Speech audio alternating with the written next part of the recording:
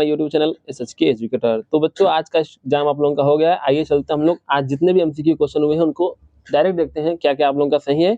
आप लोग अपने मिलाते रहिए क्वेश्चंस को। चलिए स्टार्ट करते हैं हम लोग पहला क्वेश्चन से। पहला क्वेश्चन जो कि आपको दिख रहा है क्या है बच्चों, HCF दिया हुआ है और 2 नंबर दिया हुआ है, तो एलसीएम निकालना है। तो बच्चों अब क्या करेंगे हम लोग, यहाँ पे देख रहे हैं सबसे पहले बात है कि इसको हम लोग क्या करेंगे 99 इंटू 153 डिवाइडेड बाई 9। अब 9 से काटिए, 99 है, 11 हो जाएगा, 11 बचेगा।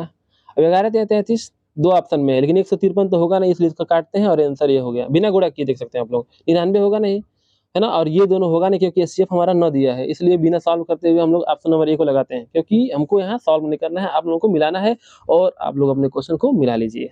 चलिए अब नेक्स्ट क्वेश्चन की तरफ चलते हैं, क्वेश्चन नंबर 2 की तरफ। आइए, ये बहुत अच्छा क्वेश्चन है प्रोबेबिलिटी का। क्या कह रहा है बच्चों, एक थैले में 3 लाल और 2 नीली गेंद हैं, इसमें से एक गेंद निकाली जाती है, उसमें से नीली गेंद, नीली नीली कहाँ है भाई, नीली नीली जानते हो ना, गाना सुने ही होंगे, नीली नीली। नीली कितना है 2 और टोटल कितना है 5 है ना, तो 2/5 ये आपका आंसर नंबर बी हो गया। तो आप मिला लीजिए और आपका अगर क्वेश्चन गलत रहा तो घबराइएगा नहीं, ठीक है ना। आइए अब करते हैं क्वेश्चन नंबर 3 की तरफ। क्वेश्चन नंबर 3 क्या है, माध्यक वर्ग। माध्यक वर्ग आपका क्या है, देखिए माध्यक वर्ग हम निकालने के लिए इसको क्या करते हैं, जोड़ते हैं, है ना। जोड़ते हैं, क्या जोड़ते हैं, क्या निकालते हैं, क्यूमुलेटिव फ्रीक्वेंसी निकालते हैं, ठीक है ना। संचयी बारंबारता निकालते हैं, उसके बाद से n/2 निकालते हैं, यानी कि जोड़ेंगे इसको तो क्या होगा 5 1 6 6 8 14 14 26 23 आएगा, 23/2 करेंगे तो कितना आएगा आपका 11 दूना 22, 11 दशमलव कुछ आएगा। आप देखेंगे इसमें किसमें 11.5 आ रहा है, यानी कि ये सब आ रहा है आपका 8 में, यानी कि इसका ऑप्शन जो होता है 8 से लेकर के 12 तक, यानी ऑप्शन नंबर सी हो गया है, ठीक है। आइए, तो हमारे बगल में अल्ताफ सर बैठे हैं, ये भी बहुत अच्छे एक्सपर्ट हैं और पढ़ा रहे हैं आप लोगों को भी, और हमें बता रहे हैं सोल्यूशन इसका सॉल्व कर करके, तो इनके माध्यम से हम क्या करें सॉल्व कर रहे हैं क्वेश्चंस को। आइए हम क्वेश्चन नंबर 4 की तरफ चलते हैं, ठीक है। क्वेश्चन नंबर 4 क्या कह रहा है, बहुलक वर्ग। भाई बहुलक मतलब क्या है, बहुते बार जब दिखाई दे, है ना, तो 11 21 23 और 5 सबसे ज्यादा दिखाने वाला बात कौन है 23, यानी 23 का बहुलक वर्ग कितना है 20 से 30, और 20 से 30 ऑप्शन नंबर आपका सी है, इसलिए आप मिला लीजिए, आपका ऑप्शन नंबर सी सही है तो तुरंत आप लोग खुश हो जाइए, अगर नहीं सही हो रहा है तो भी खुश होने की बात है क्योंकि अगला पेपर है ये। आइए अब देखते हैं सिक्के के बारे में। एक सिक्के को एक बार उछालते हैं तो शीर्ष आने की प्रवृत्ति। बच्चों देखिए माइनस में कोई प्रोबेबिलिटी हो नहीं सकती है, ठीक है। अब इन तीनों ऑप्शन में से कोई एक होगा, एक भी नहीं होगा क्योंकि सिक्का उछाल दिया गया है, यानी एक सिक्का में फेवरेबल आउटकम हेड आ रहा है तो 1/2, यानी कि ऑप्शन नंबर हो गया डी, है ना। आइए हम लोग क्वेश्चन नंबर 6 की तरफ चलते हैं। अगर आप पिछला वीडियो देखे होंगे मेरा, तो उसमें ये क्वेश्चन आपको दिखा होगा। तो आइए देखते हैं क्या है, 144 को हम लोग काटेंगे, भाई काटेंगे ऐसे 144 को, तो काटने की हमें जरूरत नहीं है, ये होता है 12 × 12, है ना। इसमें 4 × 3 होता है, तो 2 × 2 × 2 × 3 × 3, यानी अच्छे से देखा जाए 4 को 2 है और 2 को 3 है। अब देखिए कहाँ 4 को 2 है और 2 को 3 है, यानी कि ऑप्शन नंबर ए दिख रहा है, 2 4 बार है और 3 2 बार है, यानी कि ऑप्शन नंबर ए आपका बिल्कुल ही सही हो रहा है और आप खुद से आपका ये क्वेश्चन सही है ना। चलिए अब हम क्वेश्चन नंबर 5 की तरफ चलते हैं, जो कि बहुत आसान है और बहुत ही आप लोगों के लिए हेल्पफुल रहा होगा, क्योंकि इसमें कुछ करना ही नहीं था। देखिए क्या करना है, संख्याओं इतना और इतना का क्या करना है HCF निकालना है। तो बच्चों देखिए HCF क्या है, पहले चेक करते हैं हम लोग बड़े नंबर से, तो सबसे पहले 9 से चेक करते हैं, तो 9 से देखिए 9 से डिवाइड करेंगे तो 6 बार में कट जाएगा, और ये भी 9 से हमारा कट जा रहा है। लेकिन अब देखिए तो 3 नहीं होगा और 6 नहीं होगा, ठीक है ना। अब बचता है 18, ठीक है ना। 18 से कटेगा नहीं कटेगा, देखिए 9 से काटें इसको तो 9 9 9 3 27 और 3 3 6 9 4 36, यानी कि ये अभी 2 से कट रहा है, यानी कि आपका आंसर क्या हुआ, आपका आंसर हो रहा है डी, है ना। आप करके चेक कर सकते हैं, लेकिन आंसर आपका क्या हुआ डी हुआ, 18 आंसर हुआ। आप चेक कर सकते हैं इसका एलसीएम क्या होगा, सॉरी HCF क्या होगा 18 होगा, ठीक है, क्योंकि 18 से 54 होगा, 18 से भी कट रहा है, तो आपको आंसर चाहिए, सॉल्व कर सकते हैं, ठीक है। तो क्वेश्चन नंबर 8 की तरफ चलते हैं, और ये बहुत ही महत्वपूर्ण क्वेश्चन है, बहुत बच्चों ने ये क्वेश्चन गलत किया होगा। कैसे गलत किया होगा ये बताते हैं हम। ये कह रहा है कि आपको बताना है x अक्ष दूरी, मान लेते हैं यहाँ पे 3,4 है, ठीक है। x अक्ष दूरी कहाँ है, देखिए ये अगर यहाँ पे हम कहें तो ये जो दूरी होती है क्या होती है y, यहाँ पे x होती है 3 होती है ना, और ये जो दूरी होती है सॉरी ये क्या है, ये y में 4 होती है। अब पूछा है x अक्ष दूरी, देखिए x अक्ष दूरी क्या होगी, क्या होगी बताइए, जल्दी बताइए। यहाँ से 3 हो गया, ये y अक्ष दूरी है और ये x अक्ष दूरी है, तो ये कितना हुआ आपका आंसर, x अक्ष दूरी कितनी हुई 4। जिन्होंने 4 लगाया है उनका सही है और जिन्होंने नहीं लगाया उनका गलत है, ठीक है। तो आइए मिलते हैं अगले क्वेश्चन की तरफ, ठीक है। एक बार और आपको समझा जा रहा है इस क्वेश्चन को। देखिए क्या कह रहा है क्वेश्चन, एक बार और समझिए, क्योंकि ये क्वेश्चन बहुत ही मतलब महत्वपूर्ण है। देखिए 3,4 यानी कि ये है 3,4, ठीक है। अब देखिए x यहाँ से यहाँ तक की दूरी 3 होगी, यानी कि यहाँ से यहाँ तक की दूरी 3 होगी, यहाँ से यहाँ तक की दूरी 3 होगी, और ये जो होता है 4 होता है, यानी कि इससे दूरी जो है 4 यूनिट की है, ठीक है ना। आपके बुक में दिया है एनसीईआरटी में, अगर आपने किया होगा तो ऑप्शन नंबर डी लगाए होंगे, अगर नहीं लगाए होंगे तो कोई दिक्कत नहीं है, तुक्का भी आपका सही हो सकता है, कोई बात नहीं। अगले क्वेश्चन की तरफ चलते हैं हम लोग।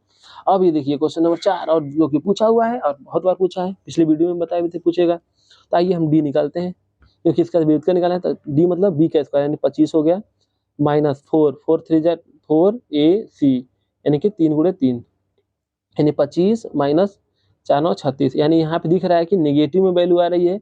नेगेटिव में जब वैल्यू आती है तो यहाँ पे हमारा जो मूल होता है वास्तविक नहीं होता है, यानी जो बच्चा सॉल्व किया है उन्होंने भी अच्छा आंसर लगाया था, जो कि आप कह सकते हैं कि नॉट रियल वैल्यू है ना, वास्तविक संख्या नहीं होगा, ठीक है। आइए 10 नंबर की तरफ चलते हैं। 10 नंबर बच्चों सॉल्व नहीं करना है, ऑप्शन में रख के देख लीजिए। यहाँ पे पहला ऑप्शन रखते हैं एक्स की वैल्यू 0 तो वाई की वैल्यू 2, यानी गलत हो जाता है। एक्स की वैल्यू अगर 4 लेते हैं, यहाँ पे बी में रखते हैं, एक्स की वैल्यू 4 वाई की वैल्यू 2, गलत हो गया है बी। अगर एक्स की वैल्यू -2 रखते हैं, वाई की वैल्यू 2, ये भी गलत हो गया, यानी कि बिना कुछ कहे हम कह सकते हैं डी नंबर सही हो गया। बच्चों आपको सॉल्व ही नहीं करना था इस क्वेश्चन को, देखते ही लगा देना था आंसर को, ठीक है। चलिए चलते हैं क्वेश्चन नंबर 11 की तरफ। और अल्ताफ सर बैठे हुए हैं, बहुत अच्छा लग रहा है इनके साथ बैठ करके, और बहुत ही धागा टीचर हैं, इनको बहुत जल्दी हम यूट्यूब पे लाएंगे आप लोगों के सामने। कोचिंग का नाम बता दीजिए। फ्यूचर क्लासेज इनका कोचिंग चलता है बैतालपुर में, आप लोग को अधिक से अधिक बच्चों आके इनसे पढ़ें, बहुत ही टॉपर टीचर है। चलिए आइए देखते हैं इस क्वेश्चन को, दो संख्याओं का योगफल। देखिए इसको सॉल्व नहीं करना है, वो आप लोगों को हम पढ़ाए होंगे पहले कि इस क्वेश्चन को सॉल्व नहीं करना है ना, क्वेश्चन को सॉल्व नहीं करना है, केवल क्या करना है, ऑप्शन उड़ाना है इस क्वेश्चन को। देखिए दो संख्याओं का योगफल कितना होगा, 8 होगा। देखिए इसका भी 8 हो रहा है, इस सबका 8 हो रहा है, लेकिन इसका नहीं हो रहा है, खत्म।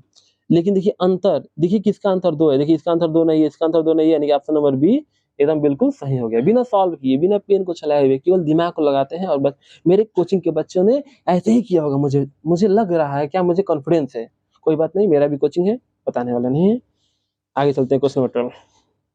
आइए क्वेश्चन नंबर 12 की तरफ। बहुत आसान क्वेश्चन है, एपी का क्वेश्चन है भाई। ये तो दो देखिए यहाँ पे देखा जाए तो 10 7 4 घटता हुआ जा रहा है, यानी कि प्लस में तो कभी आएगा नहीं, इसको छोड़ देते हैं। अगर 20वां पद निकालना है तो ए 10 हो गया 19, और डी का वैल्यू क्या होगा, माइनस में 3 होगा, है ना, माइनस में, क्योंकि T2 - T1 होता है, यानी कि 19 कितना होगा 47। आइए अब चलते हैं क्वेश्चन नंबर 13 की तरफ। बहुत आसान क्वेश्चन है ये। क्या कह रहे हैं बच्चों, कह रहा है यह कि कहाँ गया भाई, हाँ ठीक है, क्वेश्चन नंबर, ठीक है ये सर्कल है, ठीक है, इस सर्कल पे टेंजेंट खींच, अरे यार कितना टेंजेंट खींच दिया हम, ठीक है कोई बात नहीं, एक बाहर से टेंजेंट खींचना था हमको, टेंजेंट यहाँ से खींचना था, और यहाँ से इसकी त्रिज्या दी हुई है, कितनी त्रिज्या है 5 सेमी है, और ये जो स्पर्श एक लंबाई हमें निकालना था, क्या देखें क्या क्या निकालना था, 5 सेमी वाले वृत्त के केंद्र से दूरी यानी 13 दिया हुआ है। तो बच्चों ये 90 डिग्री होता है, और हम जानते हैं कि पाइथागोरस थ्योरम लगाएंगे आप लोग तो भी लग जाएगा, नहीं तो अगर जिसको भी पाइथागोरस ट्रिपलेट याद होगा इसमें 12 होगा आंसर,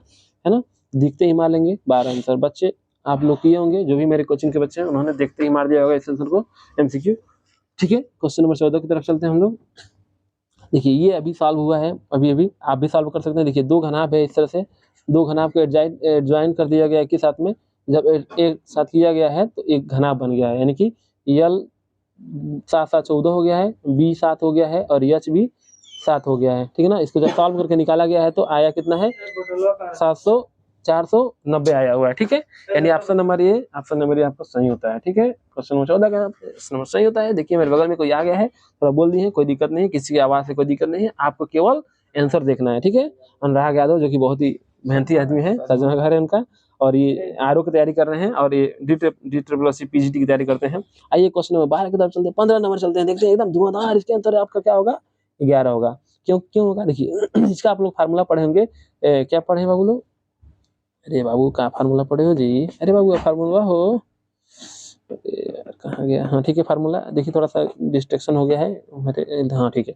अब आइए देखते हैं फार्मूला क्या होता है, θ/360 2 पाई r, ठीक है। इस फार्मूले को भी लगा सकते हैं, और मेरे पास फार्मूला जो था उससे सॉल्व किए थे, एंगल इक्वल टू r का अपन रेडियस होता है, यानी कि r के इक्वल टू यानी 11 आया है बाबू। चलो ये हमारे अल्ताफ सर के द्वारा सॉल्व किया गया है, 11 आया है। क्वेश्चन नंबर 16 की तरफ चलते हैं। इसका तो देखते हैं आंसर बच्चे मार देंगे 0, देखते हैं 0 आता नहीं आता है। आइए देखते हैं। देखिए हम क्या करेंगे, यहाँ पे हम करेंगे, यहाँ पे इसमें cos थीटा से भाग देंगे। cos से भाग देंगे तो b tan थीटा हो जाएगा, है ना। b tan theta minus a बटे b tan theta plus a, है ना। तो यहाँ पे रखेंगे a बाई बी रखेंगे तो a बाई बी रखेंगे तो a और a बटे b इंटू बी माइनस ए, ऊपर ए से कटेगा, ए से 0 हो जाएगा, ठीक है। आपका क्या हो गया, ये 0 हो गया। देखिए आपको दिखा दे रहा हूँ कैसे 0 हो रहा है। देखिए यहाँ पे हमने b है यहाँ पे, है ना, और tan थीटा का वैल्यू क्या a बटे b है, ठीक है, और माइनस में a है ना। b से b खत्म होगा तो यहाँ a बचेगा, a में से a जाएगा तो 0 होगा, और ऊपर 0 होता है तो सभी 0 हो जाते हैं और सब बन के 0 हो जाते हैं। ऑप्शन नंबर बी लगा दिए हैं बच्चे। बहुत लोग डाउट किए होंगे कि b 0 होगा कि नहीं होगा, लेकिन कोई बात नहीं, जिन्होंने लगाया है वो बहुत ही होनहार बच्चे हैं, माँ बाप के बहुत ही होनहार बच्चे हैं, और आगे वो भविष्य में टॉपर बनेंगे मैथ के। तो चलिए अब क्वेश्चन नंबर 17 की तरफ चलते हैं। हमारे बगल में अल्ताफ सर हैं, सोनू सर हैं, ये लीजेंड लोग हैं, इन लोगों को महारत हासिल है मैथ में, फिजिक्स केमिस्ट्री में, ये तीनों पढ़ाते हैं लोग। आइए इस क्वेश्चन को करते हैं, एकदम उड़ा देते हैं इस क्वेश्चन को। कैसे उड़ाते हैं, cot थीटा इक्वल टू ए जो भी हो 4/3, है ना, 4/3 है। देखिए cot थीटा क्या होता है, आधार बटे लंब होता है ना, आधार बटे लंब होता है बच्चों ना, हाँ ठीक है, जानते होंगे। तो ये हो गया, ये 5 हो गया। अब सेक पूछा है, मतलब क्या होगा, 5/4 होगा, बिना कुछ कहे डी ने मारो, खत्म करो बच्चों। ये सब बच्चे क्वेश्चन का ये कोई बात नहीं, आपने गलत नहीं किया है, आपने सही किया, मुझे आशा है, ठीक है। तो ऑप्शन नंबर डी इसका सही होता है। कैसे हुआ है ये आप डिस्क्रिप्शन में लॉन्ग वीडियो में देख सकते हैं आप लोग।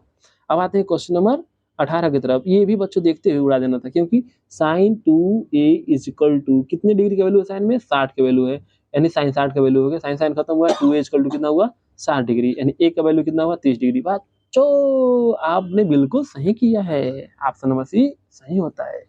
याहू। नेक्स्ट क्वेश्चन की तरफ चलते हैं 19 नंबर पे, जो कि बहुत बच्चों ने गलत किया है ना। जो गलत किया है वो समझ गया कौन गलत किया है। आइए देखते हैं इसका आंसर क्या होगा, 20 होगा। आइए देखते हैं कैसे 20 होगा। 2 cos 3 थीटा इक्वल टू 1 होगा, यानी cos 3 थीटा इक्वल टू क्या होगा 1/2। और cos में कितने डिग्री का वैल्यू होता है, 1/2 बच्चों 60 डिग्री का होता है ना। यानी cos से cos खत्म हुआ, 2 से कटेगा, थीटा का वैल्यू कितना है 20 से कटेगा ना, थीटा इक्वल टू कितना आएगा दोस्तों, अच्छा 3 है ना, हाँ 20 आएगा, ठीक है ना, 20 डिग्री है ना। यानी इसका आंसर क्या आता है बी। आपको पहले बता दिए हैं कि आंसर इसका क्या होगा बी आएगा, है ना।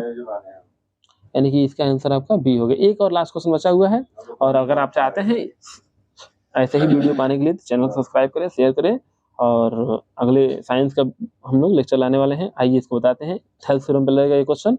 क्या कह रहा है, चित्र में एबीसी आधार के रेखा खींचा गया है, यदि वाह वाह वाह, समांतर दिया है बच्चों, समांतर है तो ये थेल्स थ्योरम कहता है कि इन दोनों का अनुपात, सबका अनुपात बराबर होगा। देखिए ये क्या होगा 1 और 3 है, तो है ना 1 और 3 है। देखिए मेरा मार्कर चल नहीं रहा अच्छे से, तो इसका भी आंसर क्या होगा 1:3 होगा। आइए कैसे होगा 3 देखते हैं। AP बटे AP, इन्हें कहा गया AP बटे BP पूछा है, तो और ये हो जाएगा क्या नाम है, ही देखते हैं पहले, 1 मिनट और बताता हूँ, क्या फिगर अच्छा से बनाता हूँ। ये है, दोनों ट्रेंगल क्या होंगे, समरूप होंगे, पहला नंबर सिमिलर होंगे, तो इन दोनों का भुजाओं का अनुपात, बड़े भुजाओं का अगर ये मान लेते हैं एक है, नहीं सॉरी ये 1 है और ये 3 दिया है ना, 3 दिया, वो तो अच्छा 3 दिया है, तो चल नहीं रहा है मेरा मार्कर। तो ये छोटा वाला ट्रेंगल बड़े वाला ट्रेंगल क्या होगा, समरूप होगा। तो इसका और बड़े AP बटे BP इक्वल टू क्या होगा PQ बटे BC, और भी इसके बराबर होगा, हमको 2 ही की जरूरत था इसलिए हमने ले लिया।